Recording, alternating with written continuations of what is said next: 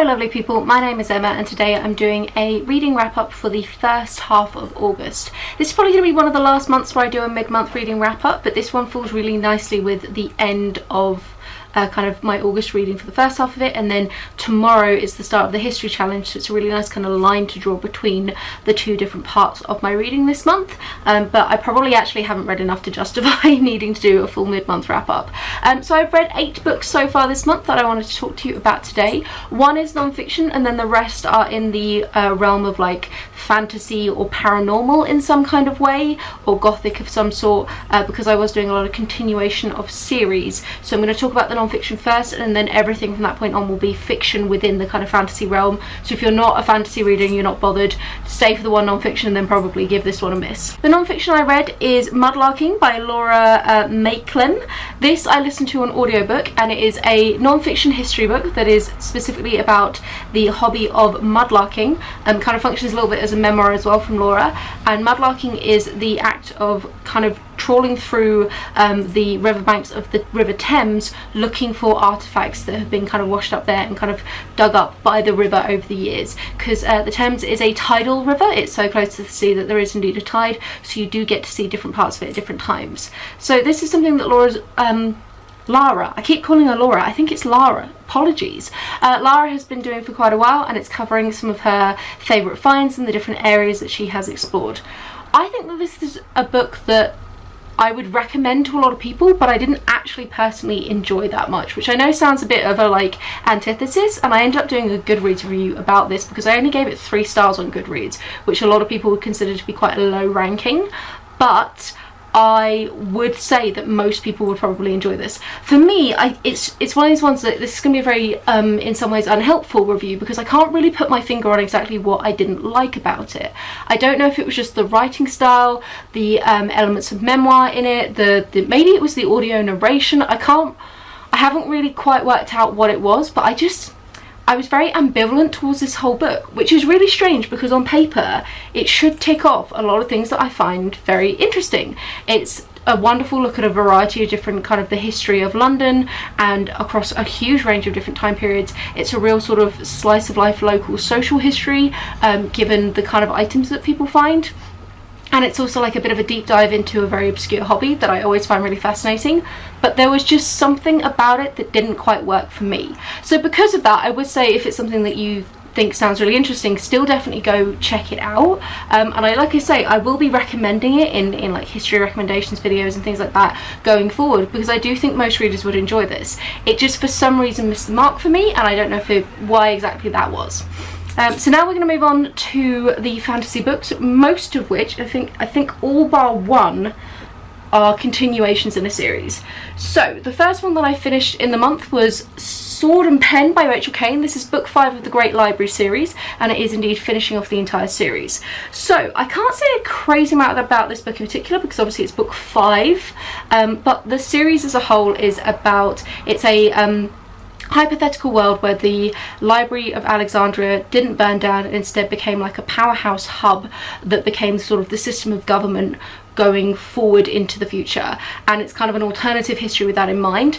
The library really controls the flow of information, and the whole book is having, the kind of series is having a conversation about freedom of information and freedom of knowledge, and the kind of censorship and control of knowledge that some governments will try and do. It also does a lot of stuff to do with books, because owning an original copy of a book is considered illegal in this world, and instead the library makes copies on these kind of tablet kind of ideas that then get sent out via a very poorly explained magic system, but it's not really what the whole book is doing. We follow a collection of what originally start off as students who then kind of graduate and end up working for the library, but are in the process of uncovering the various sort of nefarious secrets and corruption within the library.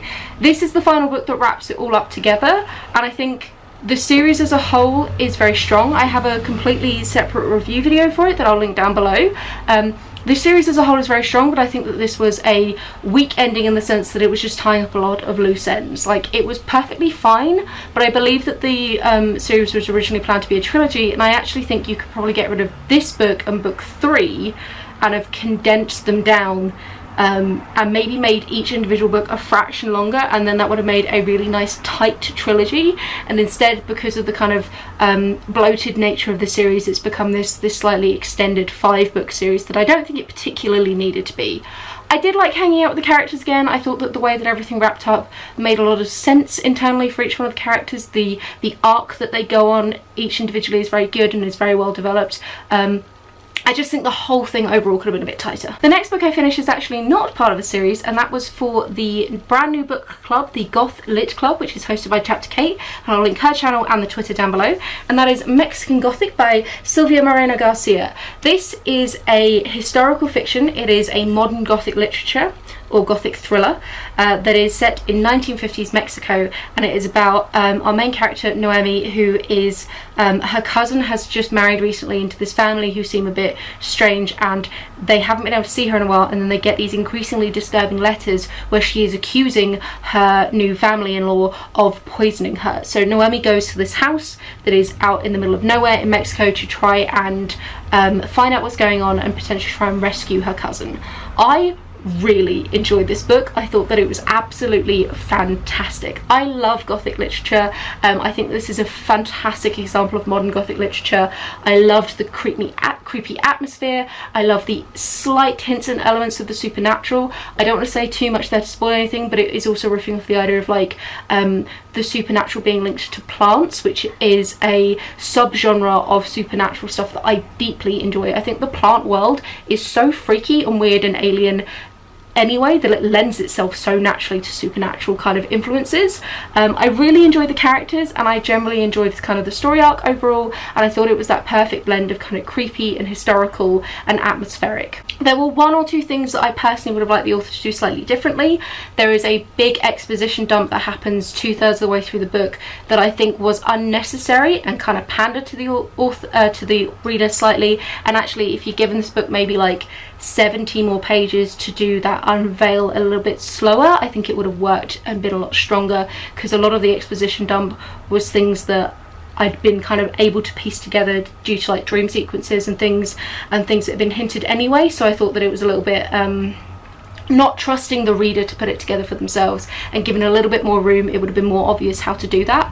I also think that the character of the cousin, who is has been almost like partially kidnapped as such, Camilla, I think that's her name, I can't quite remember, not our main character, the other main woman lead as such.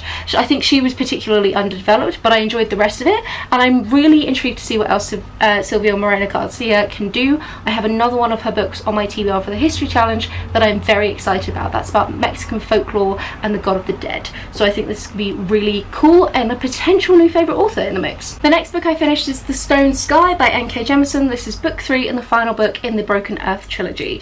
So I've been slightly binge reading this series. I've literally done one a month for the past 3 months, and it probably would have been quicker had I not had a slight delay in getting my hands on book 2 and book 3.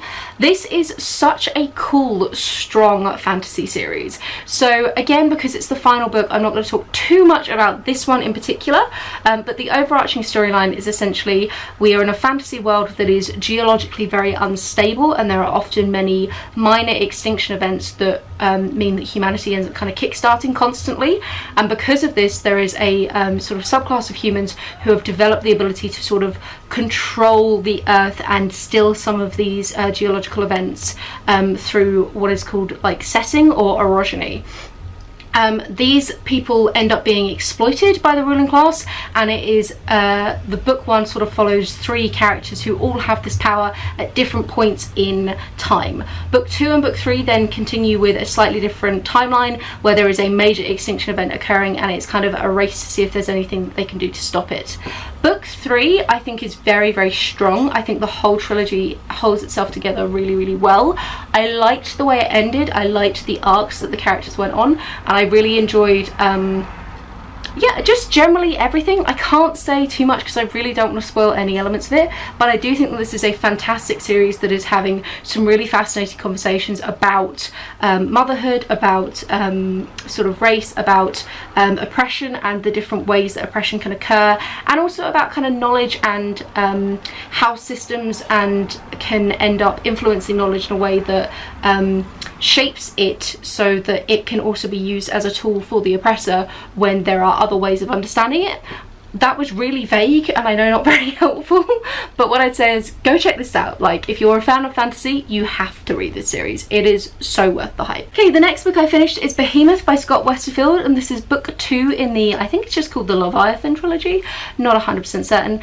This is a like an alternative history of the First World War, but where the kind of division between the two warring factions is you have the clankers on one side, who are very steampunk-esque sort of influence, and that is Germany and Austria, and then the other side of things is kind of a Darwinist approach where they are crossbreeding animals to create technology that can be used regularly, if that made any sense.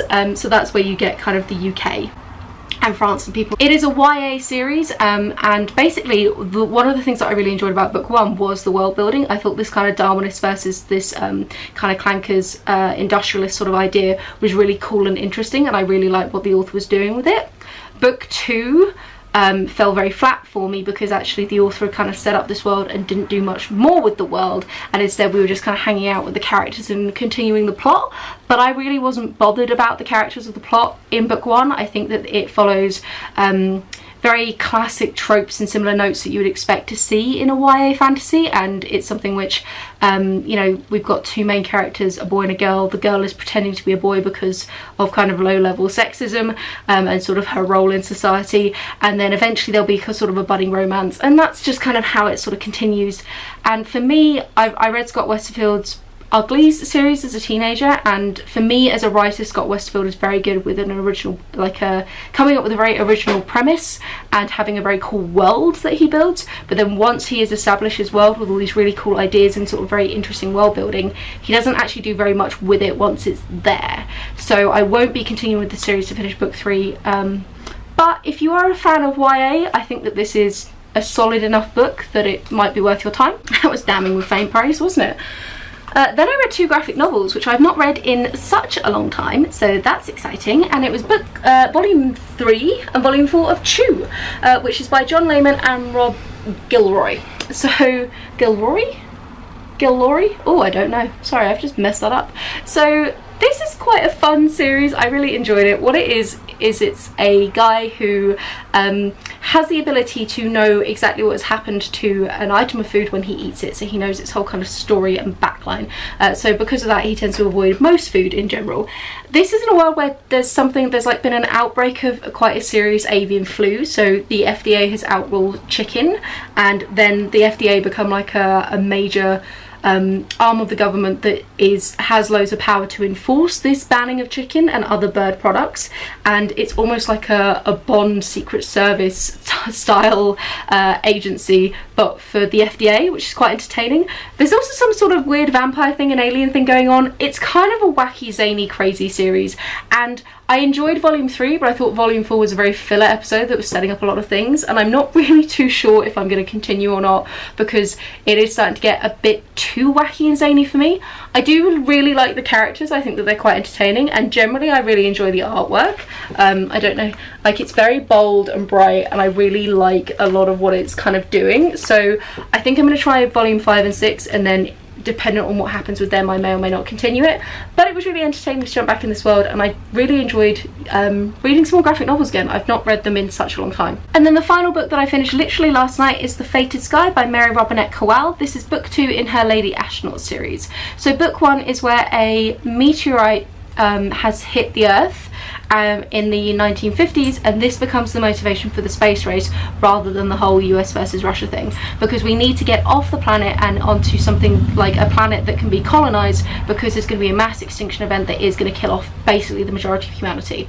So book 1 was about them trying to get to the moon and really establishing the meteorite as a major threat, needing to establish NASA as something that the whole world needed to fund, and this kind of pooling together of resources.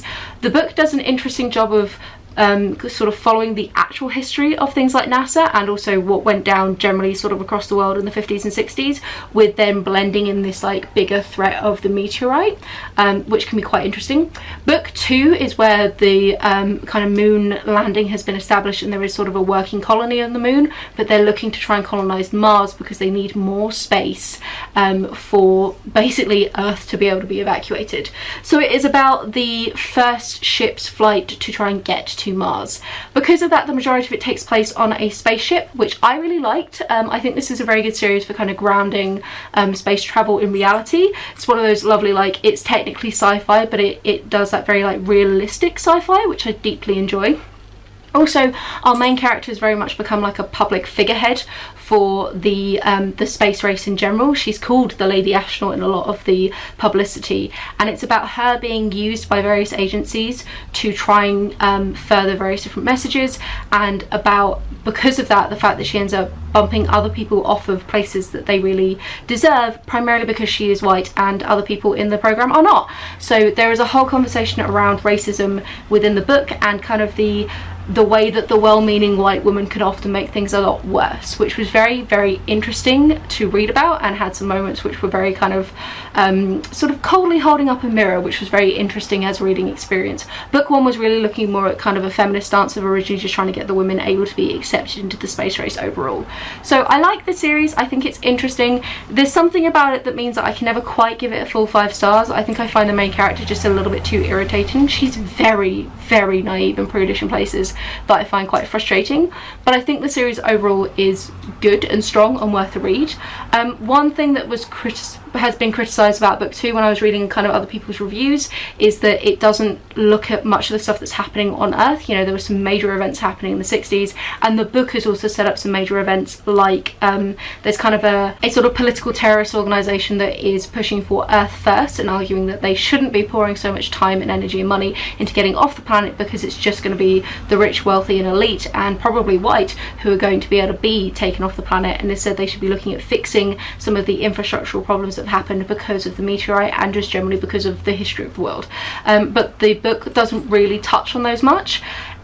One of the reasons it doesn't touch on them is because book 3, that is now already out, runs parallel to book 2 in terms of timeline and follows a different collection of characters down on Earth, looking at the events that happen in book 2 on Earth. And I actually think that was a really smart move from Mary Robinette Kowal to not try and bite off more than she can chew in one book and instead separate them out into 2, which I think was it was a smart move. And it also meant that we did get the kind of overarching storyline where she had the room to get them sort of all the way to Mars.